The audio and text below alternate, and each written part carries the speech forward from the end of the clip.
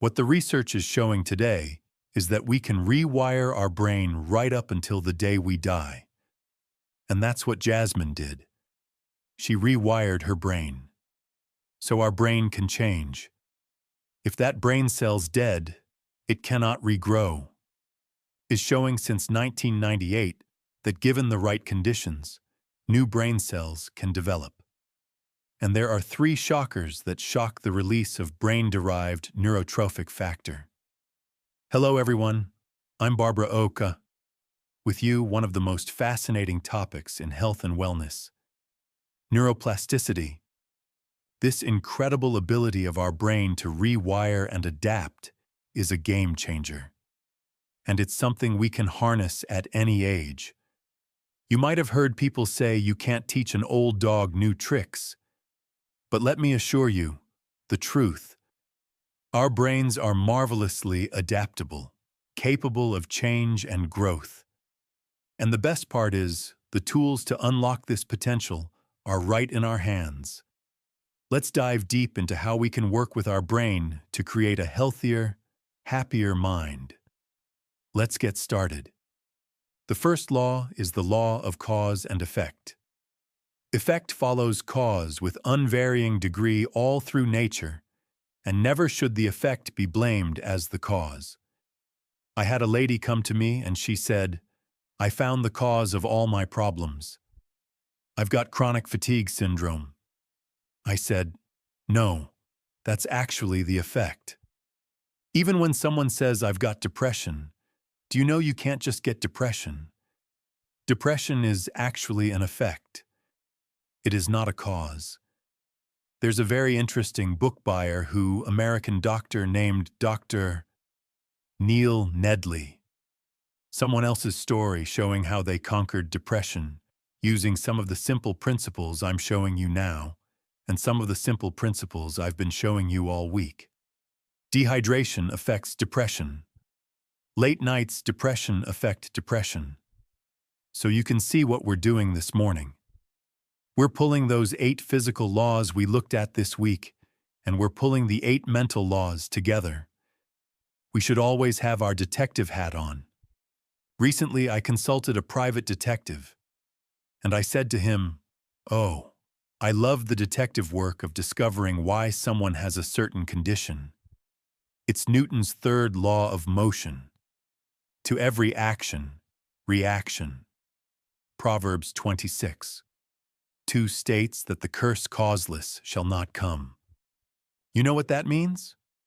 Without a cause, there is always a reason. Someone just has something is to defy basic science.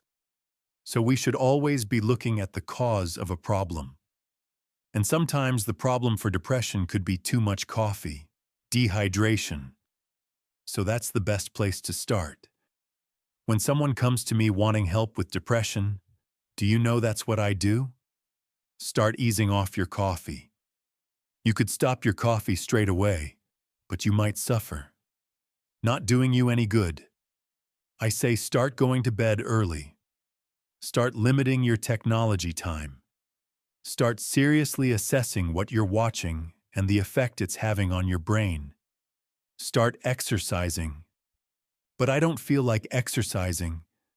Yes, emotional brain. But what do you want? I want to feel good. I want to conquer my depression. So I will go and exercise. Can you see how that all threads into each other? The second law is the law of and the law of choice. As you can see, in that I want the frontal lobe, part of the brain, where your goals are. This is what you feel like doing, but this is what you want. So that influences your decisions. And when you're well slept, well sunned, well exercised, want part of the brain is a lot stronger. But we've got something else coming here, and that's habit. Habit can be our best friends or our worst enemies. To understand habit, I'm going to draw your brain cell. Here's your brain cell. It's your nerve cell. Of these in our brain. They're the dendrites, and this is the arm that comes out of the nerve cell. These are the little filaments on the end. Here is the next nerve cell. Our nervous system is an electrical system, and it does not touch other. They communicate with each other via little ch in the brain. And these little chemical messengers jump from cell to cell. So the chemical messengers come in, they're encapsulated in the nucleus, and then they're sent down the arm, and they come into the boutons, and then they're released out to the next nerve cells. Now, those messages can be traveling anywhere between 2 and 200 miles an hour. Well, anyone that's been in a war zone, they know you're moving, and you're moving very fast. Now, be moving fast, because you're considering everything that you're hearing right now. And when you are hearing the things you're hearing, your brain is processing it through your You're probably hearing some things, and you're probably thinking to yourself, I won't have that coffee anymore. Or maybe you're hearing some things, and you might start to say, yeah, to bed earlier tonight so that I will get up and I will. Can you see it all threads through that? It's an amazing brain. In fact, science still doesn't totally understand the full functioning of the brain. Understanding the first law is vital to unlocking neuroplasticity. Every effect has a cause, and when it comes to health, helps us uncover the root of any issue. Many people confuse the symptom of a problem with its cause. For instance, depression isn't the root problem. It's the body's way of signaling that something deeper is wrong. Let's use a practical example. Suppose you're dealing with depression. Instead of immediately resorting to medication, start with lifestyle factors. Chronic dehydration, poor sleep, and lack of exercise are often underlying contributors. Begin by increasing your water intake. Remember, is about 75% water. Proper hydration is crucial for the efficient transmission of signals between neurons. Additionally, prioritize a consistent sleep schedule. Sleep not only restores the body, but also allows the brain to consolidate memories and repair itself. Foods like cherries and kiwi contain natural melatonin, which can help regulate your sleep cycle. Avoid excessive caffeine, especially afternoon. Disrupts your natural rhythms. Exercise is another key factor. Moving your body daily not only improves circulation, but also releases endorphins. Don't underestimate the power of sunlight either.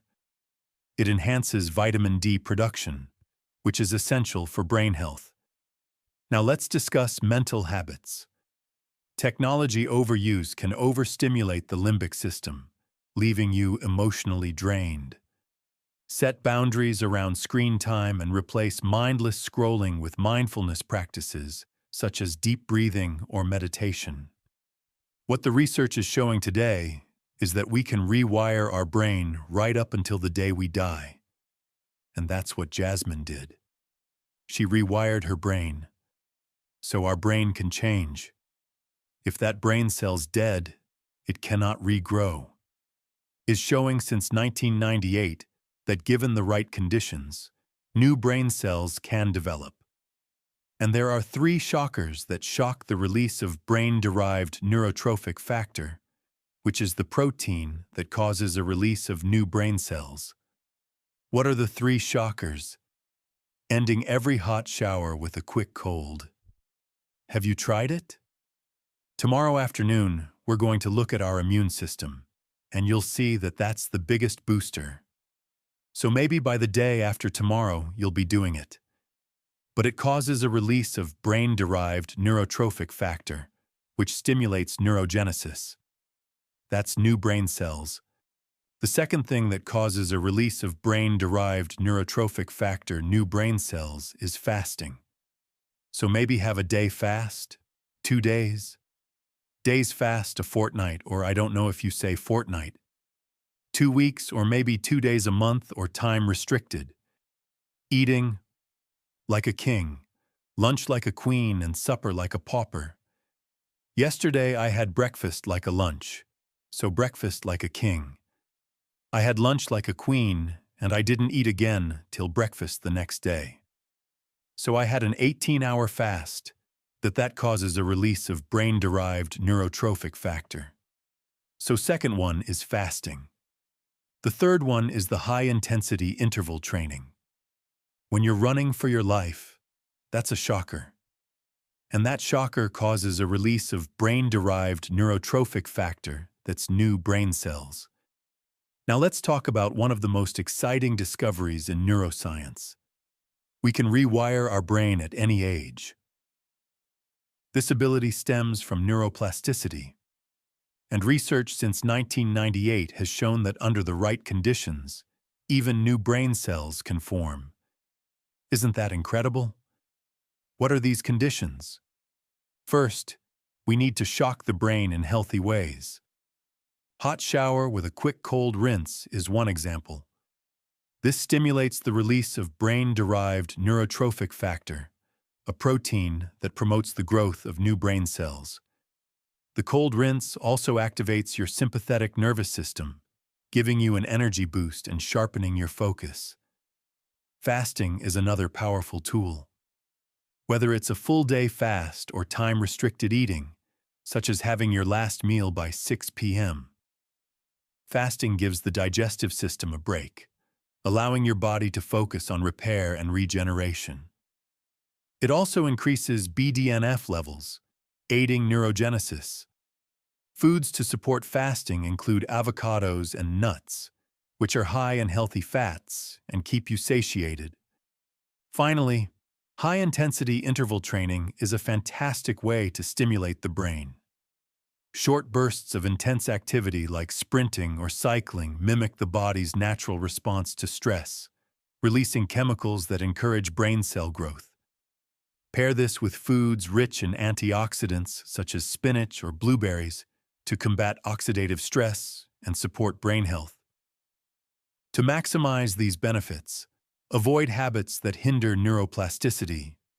Smoking, excessive alcohol consumption, and a sedentary lifestyle can damage brain cells and slow cognitive function.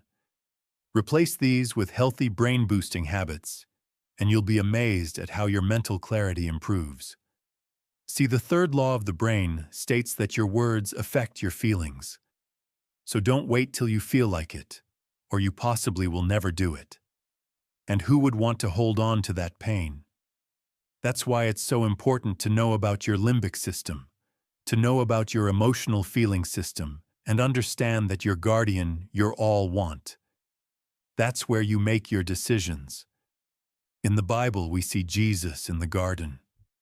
He's praying, "Father, if it be possible." He knew he was about to be crucified. Notice what he ended it with, though. Father, humanity. Notice what he ended with, nevertheless, not what I want, what you want. God, we've got emotional limbic brains. But what do you want? You want to be free. The third law of neuroplasticity emphasizes a profound truth. Your words shape your reality by influencing your feelings and actions. Our brain, particularly the limbic system, sensitive to the power of language. When we repeat negative self-talk such as, "I can't do this" or "I'm not good enough," we reinforce neural pathways associated with failure, self-doubt, and stress. But here's the good, the reverse is also true. Positive affirmations and deliberate uplifting language can literally rewire your brain, creating pathways that encourage confidence, motivation, and resilience. Let's dig deeper. The limbic system, too, as the emotional center of the brain, governs how we feel and react. This system responds not only to external events, but also to our internal dialogue. By choosing your words carefully, you can influence your emotional state and take greater control of your decisions. For instance, feeling overwhelmed, you try reframing it with, "I'll take this one step at a time." Over time, your brain to default to solutions rather than obstacles. Another way to harness this law is by practicing gratitude. Gratitude rewires your brain to focus on positivity rather than lack. Studies show that keeping a gratitude journal, where you write down 3 things you're thankful for each day, can significantly increase dopamine levels, the neurotransmitter associated with pleasure and reward. Dopamine not only improves mood, but also encourages the formation of new neural pathways, enhancing your brain's plasticity. Let's not forget about the habits to consuming fear-inducing media. Constantly ruminating on past failures or surrounding yourself with overly critical people can overstimulate the limbic system, leaving you emotionally drained and less likely to engage your frontal lobe, the rational decision-making part of your brain. Instead, focus on uplifting activities like nature walks, which have been shown to reduce activity in the brain's stress centers, or mindfulness exercises that ground you in the present. Research shows it takes 21 days to form a new habit. 21 days of going down the new pathway. It's a physical pathway in the brain. 21 days of not going down the old one. It gets fainter and fainter. And the research is showing today that there are 3 things that are the most potent in actually causing new dendrites. Every time you learn something new, you go, another dendrite, nerve cell. And we have 1 trillion in our brain. Develop 70 zooxanthodendrites. That's 1 dendrite. And we have 1 trillion. Oh, the tragedy that most people go through their whole lives never fully accessing the full potential of our brain. You know the old saying, you can't teach an old dog new tricks. It to be wrong. You can, you will. Habits is one of the most effective ways to rewire your brain. It takes 21 days of consistent effort to form a habit. And this process involves building physical pathways in the brain. When you repeatedly engage in a new behavior, you strengthen the neural connections associated with it, much like treading a path in the forest, until it becomes a clear trail. Conversely, in an old habit, the neural pathway associated with it weakens, making it less likely to influence your behavior. Let's break this process down. Imagine you want to develop the habit of daily exercise. At first, it might feel like a chore, because the neural pathway for this behavior is weak. But each day you choose to exercise, you strengthen that pathway, making the behavior easier and more automatic. By the end of 21 days, this habit becomes a part of your routine, and your brain begins to crave it. Breaking old habits also requires intention and strategy. Let's say you have a habit of staying up late scrolling through social media. This habit overstimulates the brain and disrupts your sleep cycle, impairing your cognitive functions the next day. To counter this, replace your evening screen time with calming activities like reading or meditation.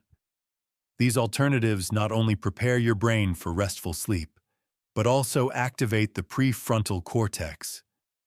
Thank you so much for spending this time with me today, exploring the fascinating world of neuroplasticity and how we can rewire our brains at any age. If you found this helpful, share it with someone who needs to hear this and subscribe to the channel so you never miss out on more empowering content. I'd also love to hear your thoughts. What new habit are you excited to start? Or do you have a tip for boosting brain health? Drop your thoughts in the comments below and let's continue the conversation. Take care, keep growing, and I'll see you in the next video.